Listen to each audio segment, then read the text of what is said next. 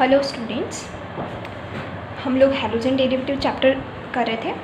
उसमें last lecture में हमने जो हैलोजन डेरिवेटिव हैं, मतलब कि जो एल्किल हैलाइड है, उनका हमने केमिकल रिएक्शंस, हम उनकी केमिकल प्रॉपर्टीज़, हम उनकी कुछ केमिकल रिएक्शंस पढ़ रहे थे। ठीक है, अब उसमें से जो 11th रिएक्शन है वो हमारी चल रही थी, फ्रिडल-क्राफ्ट रिएक्शन नाम है इसका। देखो क्या होता है फ्रिडल-क्राफ्ट रिएक्शन में, जो बेंजीन रिंग है उस पर जो एल्किल हैलाइड है, ठीक है, उसकी रिएक्शन करवाई जाती है इन the presence of dry AlCl3, या मैं कह दूँ ड्राई, मतलब कोई भी यहाँ पर हैलोजन कैरियर ले सकते हैं। हैलोजन कैरियर मतलब कि जो हैलोजन को ले जाने वाला होता है। ठीक है, तो देखो यहाँ पर हैलोजन को ले जाने वाला ले जाएगा और यहाँ पर ये जो CH3 है यहाँ पर अटैच हो जाएगा बेंजीन के पास। ठीक है, तो हमारे पास टॉलुइन, हमारे पास प्रोडक्ट बनेगा। ठीक है, मतलब कि जो मिथाइल ग्रुप है यहाँ पर लग जाएगा, साइड प्रोडक्ट जो है HCl हमारे पास बाहर निकल जाएगा। सेम इसी तरीके से यहाँ पर देखिए इथाइल क्लोराइड ले रखा है, तो यहाँ पर इथाइल ग्रुप यहाँ लग जाएगा बेंजीन के यहाँ पर।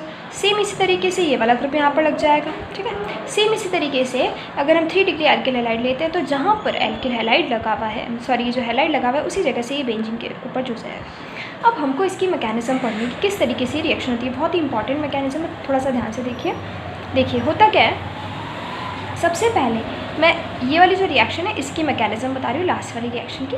ठीक है, तो देखो सबसे पहले क्या होता है, ये एल्किल हैलाइड और ये ड्राई AlCl3। ठीक है, एल्किल हैलाइड, ठीक है, ये एल्किल हैलाइड लिया मैंने और यहाँ पर ये AlCl3 है। ठीक है, ड्राई। अब देखो क्या होता है, ये हैलोजन कैरियर होता है, ये हैलोजन को अपने साथ ले जाता है, ले जाएगा।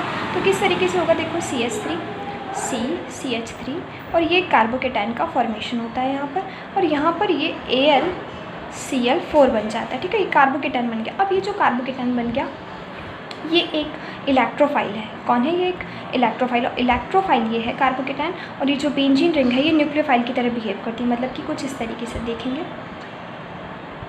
ये न्यूक्लियोफाइल हो गया, न्यूक्लियोफाइल की तरह बिहेव करती है क्योंकि इसके पास इलेक्ट्रॉन डेंसिटी ज़्यादा है, और ये कार्बोकेटाइन है।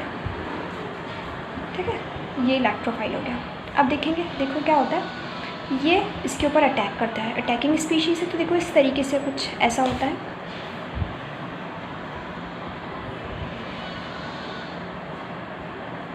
यहाँ पर ये C और ये CH3 का होल थ्राइस लिख रही हूँ मैं। ठीक है, पूरा खोल के नहीं लिख रही हूँ, CH3 की यहाँ पर हाइट हो जाए।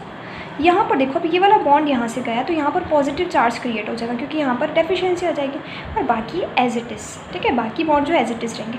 अब यहाँ पर ये कार्बोकेटाइन बना है। ठीक है, एक कार्बोकेटाइन बना है। अब देखो आगे क्या होता है, ये जो कार्बोकेटाइन बना है,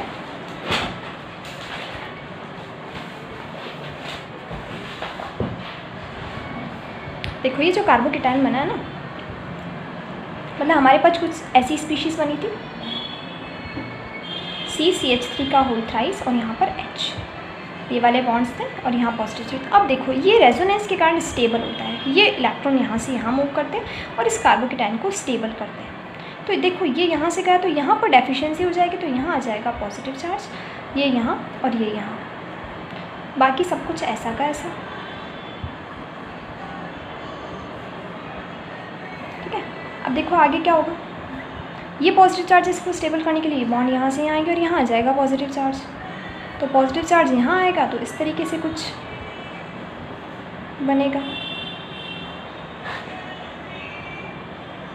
ठीक है, और ये हाइड्रोजन है, मतलब कि यहाँ पर ये इस कार्बोकेटाइन को स्टेबल करने के लिए रेजोनेंस चल रहा है। तो इस रेजोनेंस जो चल रहा है इसका कोई ना कोई रेजोनेंस हाइब्रिड भी होगा, मतलब कि इसकी मोस्ट स्टेबल स्टेट।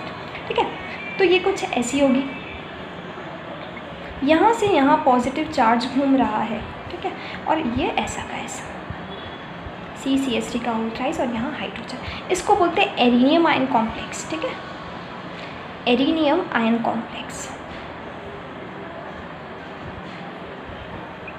इसका नाम है एरिनियम आयन कॉम्प्लेक्स। अब देखो नेक्स्ट स्टेप में क्या होता है, मैं ये वाला वापस ले रही हूँ क्योंकि यहाँ रेजोनेंस हो रहा है, ये H, यहाँ पर ये CH3 का होता है। अब देखो क्या होता है, इस कार्बोकेटाइन को स्टेबल करने के लिए जो हाइड्रोजन है ये बॉन्ड के इलेक्ट्रॉन दे करके और बाहर निकल जाता है H+ की फॉर्म में, मतलब कि कुछ ऐसा बनेगा, यहाँ बॉन्ड आ जाएगा, यहाँ ये और यहाँ पर ये CH3 का होल थ्राइस। मतलब क्या मैं इसको ऐसे लिख सकती हूँ, ये C और ये CH3। ठीक है, 3 बॉन्ड, ये CH3 बॉन्ड लाइन फॉर्म है, ठीक है। यहाँ पर ये कार्बन हो जाएगा CH3 या आप इसको इस तरीके से भी लिख सकते हैं। तो देखो इस तरीके से ये हमारे पास टर्शरी ब्यूटाइल बेंजीन हमारे पास बनता है, ठीक है। टर्शरी ब्यूटाइल बेंजीन हमारे पास बनता है। अब देखो होता क्या है, ये जो H यहाँ से निकला है, ये H वापस AlCl4 जो रिएक्शन में बना था उसके साथ रिएक्शन करता है, HCl बनता है और वापस AlCl3 जो कि एक कैटलिस्ट है वो बाहर निकल जाता है, ठीक है। तो इस तरीके से ये पूरी कंप्लीट मैकेनिज्म होती है, बहुत ही ढंग से करेगा क्योंकि ये आगे भी तुम्हारे वापस आएगी, ठीक है। तो इस तरीके से फ्रिडल-क्राफ्ट रिएक्शन खत्म होती है। नेक्स्ट जो टॉपिक आता है वो हमारे आता है एलिमिनेशन रिएक्शन, विलोपन अभिक्रिया है जिनको हिंदी में कहते हैं, और मेनली इसका नाम है बीटा एलिमिनेशन, ठीक है। बीटा एलिमिनेशन क्यों बोला गया है वो चीज़ हम देखते हैं। देखो क्या होता है, देखो जिस कार्बन पर एल्किल हैलाइड लगा हुआ है उसे हम अल्फा पोजीशन कहते हैं, उसके पास वाली पोजीशन को बीटा कहते हैं, ठीक है, अल्फा बीटा। तो पास वाली जो बीटा पोजीशन है वहाँ पर से एक हाइड्रोजन रिमूव हो जाता है, ठीक है। हाइड्रोजन यहाँ से अगर बाहर निकल जाएगा H और X in the presence of alcoholic chaos, तो देखो HCl बाहर निकल जाएगा, तो हमारे पास जो प्रोडक्ट आएगा वो हमारे पास आएगा RCH double bond CH2, alkene बन गई। देखो एल्कीन का फॉर्मेशन कर दिया हमने और साथ में HCl जो है वो साइड प्रोडक्ट आ जाएगा। सेम इसी तरीके से यहाँ पर R ग्रुप लगा था, यहाँ पर R ग्रुप नहीं है, बीटा एलिमिनेशन हो रहा है, HCl निकालना है आपको अल्कोहलिक केओच की प्रेजेंस में। ध्यान रखना अल्कोहलिक केओच का वर्क क्या होता है, HCl या मैं कह दूँ HX को रिमूव करने का इसका काम होता है। तो यहाँ से HX निकालेंगे आप और यहाँ पर आपका प्रोडक्ट का फॉर्मेशन हो जाएगा। सेम देखो अब इसके अंदर क्या होता है, इसकी रिएक्टिविटी ऑर्डर पे एलिमिनेशन रिएक्शन जो है वो उसका रिएक्टिविटी ऑर्डर क्या है। देखो 1 डिग्री हैलाइड हमारे पास, 2 डिग्री हैलाइड है, 3 डिग्री हैलाइड है। तो 3 डिग्री हैलाइड्स होते हैं वो सबसे ज़्यादा फास्ट एलिमिनेशन रिएक्शन देते हैं। क्यों? क्योंकि इसके ऊपर 3 माना कि यहाँ पर R ग्रुप लगे हुए हैं, तो 3 H निकलने की पॉसिबिलिटी है। 3 में से फटाफट से किसी से भी H निकल जाएगा, ठीक है। मतलब कि 3 H ज़्यादा प्रोबेबिलिटी है बाहर निकलने की, यहाँ पर 2 ही है तो थोड़ा सा कम। और यहाँ पर तो सिर्फ एक ही हाइड्रोजन है, अल्फा बीटा पर यहाँ पर कोई ना कोई एक हाइड्रोजन लगा हुआ होगा तो वहाँ से निकल जाएगा, एक ही पॉसिबिलिटी। लेकिन यहाँ पर ज़्यादा पॉसिबिलिटी से, तो सबसे ज़्यादा रिएक्टिविटी जो होती है वो 3 डिग्री एल्किल हैलाइड की होती है through towards elimination reaction, then 2 degree और देन 1 डिग्री, ठीक है। अब देखो if alkyl group is fixed, अगर एल्किल ग्रुप को हम फिक्स्ड कर दे तो RI जो होती है उसकी रिएक्टिविटी सबसे ज़्यादा होती है, क्योंकि बॉन्ड जो होता है बहुत ईजिली ब्रेक हो जाता है। यही कारण होता है कि ये ज़्यादा रिएक्टिव होता है। फिर RBr की, RCl की और RH होता है वो कम रिएक्टिव होता है, ठीक है। तो ये हमारा एलिमिनेशन रिएक्शन कंप्लीट होता है। नेक्स्ट जो टॉपिक आता है हमारे पास वो आता है सेतजेफ रूल, मोस्ट इंपॉर्टेंट टॉपिक है। देखो सेतजेफ रूल में क्या होता है, ये एलिमिनेशन ही कराना है हमको, बीटा एलिमिनेशन। लेकिन देखो होता क्या है इसके अंदर, देखो ये अल्कोहलिक KOH, देखो ये मेरे पास मैंने एक रिएक्टेंट लिया, इसका नाम है 2-ब्रोमोब्यूटेन, ठीक है, 2-ब्रोमोब्यूटेन। बहुत ही ध्यान से देखिएगा, बहुत इंपॉर्टेंट रिएक्शन है, 2-ब्रोमोब्यूटेन इसका नाम है। अब देखो यहाँ पर ये अल्फा जहाँ पर हेलोजन लगी हुई है ये बीटा और ये बीटा डैश में कर दूँ, ठीक है। मतलब कि 2 पॉसिबिलिटी है हाइड्रोजन के निकलने की। मतलब देखो अगर मैं इसको कुछ इस तरीके से लिखूँ कि हाइड्रोजन निकलने की 2 पॉसिबिलिटी है। क्या 2 पॉसिबिलिटी, एक तो या तो बीटा डैश वाला हाइड्रोजन निकले या बीटा वाला हाइड्रोजन निकले। तो देखो पहले बीटा डैश वाला, मैं इसको इस तरीके से लिख दूँ CH2, एक H में लटका दूँ यहाँ पर CHBr, ये अल्फा ये बीटा डैश, हम बीटा डैश वाला निकाल रहे हैं पहले, ठीक है। तो देखो वही इन the presence of alcoholic KOH, alcoholic KOH की प्रेजेंस में HBr बाहर निकल जाएगा, एलिमिनेशन हो गया, एलिमिनेट मतलब बाहर निकलना, CH2 डबल बॉन्ड CH2 और यहाँ पर ये CH3, हमारे पास ये वाली एल्कीन बंदी, नाम हो जाएगा इसका 1-ब्यूटीन, ठीक है। अब देखो यहाँ पर अगर मैं ये वाला बीटा डैश निकालूँ, सॉरी ये वाला बीटा निकालूँ, मतलब कि कुछ ऐसी पॉसिबिलिटी आएगी हमारे पास CH2, मतलब यहाँ इसको तो CH3 लिख दूँ, CHBr, यहाँ पर ये CH, इसको एक हाइड्रोजन में लटका के लिख रही हूँ, यहाँ पर ये CH3। अब देखो ये HBr बाहर निकल जाएगा, मतलब कि बीटा वाला, ये अल्फा ये बीटा। तो देखो क्या बना हमारे पास, in the presence of alcoholic KOH में हमारे पास जो प्रोडक्ट आएगा वो हमारे पास आएगा CH3, CH double bond CH और CH3। मतलब कि हमारे पास जो प्रोडक्ट बनेगा वो बनेगा 2-ब्यूटीन, ठीक है। क्या बनेगा प्रोडक्ट हमारे पास, 2-ब्यूटीन। अब देखो ये और ये, इन दोनों में से ज़्यादा स्टेबल कौन सी है, देखो ज़्यादा स्टेबल जो मोर सब्स्टिट्यूटेड होती है। मोर सब्स्टिट्यूटेड मतलब कि जो कार्बन कार्बन डबल बॉन्ड है उस पर जितने ज़्यादा सब्स्टिट्यूएंट लगे हुए होते हैं वो ज़्यादा स्टेबल होती है। इसको हम सेतजेफ एल्कीन कहते हैं, ठीक है। बहुत ही ढंग से समझिए, हर बार आती है सेतजेफ एल्कीन, हम इसको कहते हैं। मतलब सेतजेफ एल्कीन जो होती है वो ज़्यादा स्टेबल होती है, ठीक है, ये ज़्यादा स्टेबल होती है, स्टेबल और ये हाफमान एल्कीन होती है जो कि कम स्टेबल होती है, ठीक है। हाफमान एल्कीन होती है लेस स्टेबल होती है। अब ये जो सेतजेफ एल्कीन है इसमें भी दो पॉसिबिलिटी है, देखेंगे देखो सेतजेफ एल्कीन में भी दो पॉसिबिलिटी है। किस तरीके से दो पॉसिबिलिटी है, जो कार्बन कार्बन डबल बॉन्ड है इसमें अगर हाइड्रोजन हाइड्रोजन और ये जो CH3 है अगर दोनों सेम साइड होते हैं तो एक तो सिस फॉर्म बनती है, ठीक है।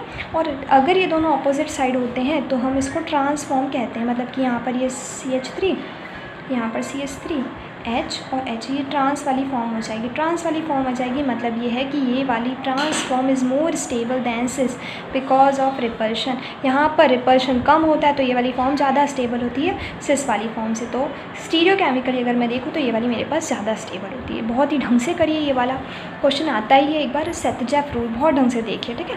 कि सबसे पहले तो सेतजेफ एल्कीन ज़्यादा, सेतजेफ एल्कीन मतलब कि जिसके ऊपर सब्स्टिट्यूएंट नंबर ऑफ सब्स्टिट्यूएंट ज़्यादा होते हैं, ठीक है। यहाँ पर नंबर ऑफ सब्स्टिट्यूएंट देखो एक ही है सिर्फ, यहाँ तो 2 हाइड्रोजन लगे हुए, यहाँ एक हाइड्रोजन लगा हुआ है, यहाँ एक ही number of substituent carbon carbon double bond पर, जबकि यहाँ 2 सब्स्टिट्यूएंट लगे हुए हैं, ठीक है। ये हमारा कंप्लीट होता है। नेक्स्ट जो है रिएक्शन विद मैटर्स। थर्ड जो हमने केमिकल प्रॉपर्टीज़ में पढ़े थे रिएक्शन विद मैटर्स। क्या है रिएक्शन विद मैटर्स में, देखो फर्स्ट और सबसे most important reaction Wurtz reaction. नाम क्या है इसका, Wurtz reaction. Reaction with sodium, देखो एल्किल हैलाइड की रिएक्शन अगर मैं सोडियम से करवा दूँ, सोडियम को इस तरीके से खोल के लिख दो Na और RX। एल्किल हैलाइड मैंने 2 मॉलिक्यूल ली तो देखो क्या हो जाएगा NaX बाहर, इधर से NaX बाहर, तो दोनों मेरे पास क्या बन जाएगी, एल्कीन बन जाएगी। देखो NaX या मैं कह दूँ Na तो देखो CH3 जुड़ गया और साथ में मेरे पास प्रोडक्ट आया 2Na मेरे पास प्रोडक्ट आ गया। नेक्स्ट सेम इसी तरीके से ये वाली रिएक्शन आप करें। देखो अब देखो इसके अंदर ये इंपॉर्टेंट चीज़ है, अगर मैं R कोई अलग ग्रुप ले RX, माना कि मैंने CH3X लिया, यहाँ पर R'(X) लिया, मतलब कि C2H5X ले लिया, C2H5X ले लिया, तो देखो क्या क्या प्रोडक्ट बनेंगे, क्या क्या पॉसिबिलिटी। R के माना कि ये जो R है इसके बीच में रिएक्शन हो जाए, RX के बीच में मतलब ये वाले जो है ये देखो एल्कीन बनेगी। किस तरीके से बनेगी, RR बन गया, मतलब कि ये वाला एल्किल हैलाइड इसी वाले एल्किल हैलाइड के साथ रिएक्शन कर ले तो ये बन जाएगा, ये वाला एल्किल हैलाइड इस वाले एल्किल हैलाइड के साथ रिएक्शन करेगा तो ये प्रोडक्ट बनेगा, और ये वाला एल्किल हैलाइड इसी के साथ रिएक्शन करेगा तो R' बनेगा। अब इसके जो 3 प्रोडक्ट्स है वो आप मुझे बनाकर बताएंगे। मैंने जो RX लिया है वो मैंने एक तो C2H5X ले लिया प्लस Na और दूसरा लिया मैंने CH3X। तो तीनों प्रोडक्ट आप मुझे बना करके बताएंगे कि क्या प्रोडक्ट बनेंगे, ठीक है। जब ये इसी के साथ रिएक्शन कर ले, ये दोनों आपस में रिएक्शन कर ले और ये इसी के साथ रिएक्शन कर ले, क्योंकि जब आप मीडियम में डालेंगे रिएक्शन करवाने के लिए तो आप कह के थोड़ी भेजेंगे कि नहीं भाई तेरे को इसी के साथ रिएक्शन करना है, ऐसा कोई ज़रूरी नहीं है। ये इसके साथ भी खुद के साथ रिएक्शन कर सकता है, ये खुद के साथ रिएक्शन करता है, ये आपस में रिएक्शन कर सकता है, तो पॉसिबिलिटी कुछ भी हो सकती है, ठीक है। नेक्स्ट हम देखेंगे रिएक्शन विद लिथियम के साथ हमको रिएक्शन करवानी, तो देखो 2 लिथियम है तो देखो क्या हो जाएगा, एक लिथियम और एक Br बाहर निकल जाएगा, मतलब कि एक LiBr बाहर निकल गया, है ना। तो देखो 2 लिथियम है तो हमारे पास एक LiBr बाहर निकल गया और साथ में एक लिथियम इसके साथ जुड़ गया, तो देखो ये ऑर्गेनोमेटेलिक रिएजेंट बन गया एक हमारे पास, मतलब कि मेटल भी साथ है और क्या नाम है ना यहाँ पे ऑर्गेनिक कंपाउंड है तो ऑर्गेनोमेटेलिक रिएजेंट हम इसको कहते हैं। तो CH3CH2 Li बन जाएगा हमारे पास। नेक्स्ट है reaction with zinc. Reaction with zinc में है फ्रैंकलिन रिएजेंट हमको बनाना है। देखो क्या होता है, 2 मॉलिक्यूल ऑफ CH3CH2 Br हमने लिया और 2 मॉलिक्यूल ऑफ जिंक ले लिया, तो देखो 2 जिंक जो है, एक जिंक का जो मॉलिक्यूल है वो दोनों Br2 को बाहर निकाल लेगा, मतलब कि एक जिंक का मॉलिक्यूल 2 Br2 को बाहर निकाल, तो ZnBr2 बाहर निकल गया, दोनों Br बाहर निकल गए, दोनों जो ये जो एल्काइल ग्रुप है वो एक जिंक के साथ जुड़ गया। देखो डाई इथाइल जिंक बन गया हमारे पास, डाई इथाइल जिंक, ठीक है, डाई इथाइल जिंक बन गया, ठीक है। ये फ्रैंकलिन रिएजेंट के नाम से फेमस है, तो आपको एग्जाम में पूछ सकता है। नेक्स्ट रिएक्शन देखेंगे हम, synthesis of Grignard reagent. Grignard reagent most important, बहुत काम आएगा आगे, सबसे ज़्यादा ध्यान से देखिए इसको। RX की रिएक्शन मैग्नीशियम से करवाए थे तो तीनों के तीनों जुड़ जाएंगे, RMgX बन गया, ड्राई ईथर के प्रेजेंस में RMgX ग्रिग्नार्ड रिएजेंट। CH3I ले लिया, Mg ले लिया तो क्या बन गया, CH3MgI। C2H5Br लिया और Mg के साथ रिएक्शन करवाई तो क्या बना, C2H5MgBr, ठीक है। तो ये हमको ग्रिग्नार्ड रिएजेंट, इस तरीके से ये ग्रिग्नार्ड रिएजेंट सबसे ज़्यादा इंपॉर्टेंट और सबसे ज़्यादा ऑर्गेनिक में काम आता है, ठीक है। नेक्स्ट है reaction with lead sodium. Lead और सोडियम के साथ हम लोग किस तरीके से रिएक्शन कर, देखो 4 मॉलिक्यूल है C2H5Br के, 4 है PbNa मतलब कि 4 मॉलिक्यूल तो Pb के हैं और 4 ही किसके हैं, सोडियम के। तो देखो ये वाली रिएक्शन किस तरीके से होती है हमको ज़रा देखनी है। प्रोडक्ट जो बनेगा वो C2H5 होल 4 और Pb, ठीक है, टेट्रा इथाइल लेड बन रहा है। प्रोडक्ट क्या बन रहा है, टेट्रा इथाइल लेड 3 Pb के मॉलिक्यूल अलग हो रहे हैं, 4 सोडियम अलग हो रहा है। किस तरीके से हो रहा है वो चीज़ हम देखेंगे। देखो 4 C2H5Br है, तो मैं इस तरीके से खोल के लिख दूँ C2H5Br, C2H5Br, C2H5Br, और ये एक और C2H5Br। अब देखो मेरे पास 4 PbNa है, तो Na और Pb इस तरीके से लिख दूँ मैं एक बार समझाने के लिए। Na Pb 4 मॉलिक्यूल है, मतलब मेरे पास Na Pb। तो देखो कुल मिला के NaBr 4 जो मॉलिक्यूल है वो अलग हो गए, ठीक है। एक Pb के साथ ये जो 4 एल्काइल ग्रुप है Pb, C2H5 को होल 4 अलग हो गया और 3 के 3 Pb मेरे पास अलग हो गया, लेड अलग हो गया। तो इस तरीके से ये रिएक्शन होती है, ठीक है। आपको ध्यान रखिए। नेक्स्ट और सबसे लास्ट इसकी जो केमिकल प्रॉपर्टीज़ है रिडक्शन में कुछ नहीं होता है। RX एल्किल हैलाइड की जो रिएक्शन होती है वो अगर हाइड्रोजन से करवाई जाती है, मतलब कि वही रिडक्शन अगर करवाया जाए तो एक हाइड्रोजन यहाँ जुड़ जाएगा, एक यहाँ जुड़ जाएगा, तो देखो HX अलग हो गया, RH मतलब कि एल्केन बन जाती है। देखो C2H5 की अगर आप C2H5Cl की रिएक्शन अगर आप हाइड्रोजन के साथ करवाते हो तो देखो H और H आ जाएगा, तो यहाँ तो C2H6 हो जाएगा और एक HCl अलग हो जाएगा।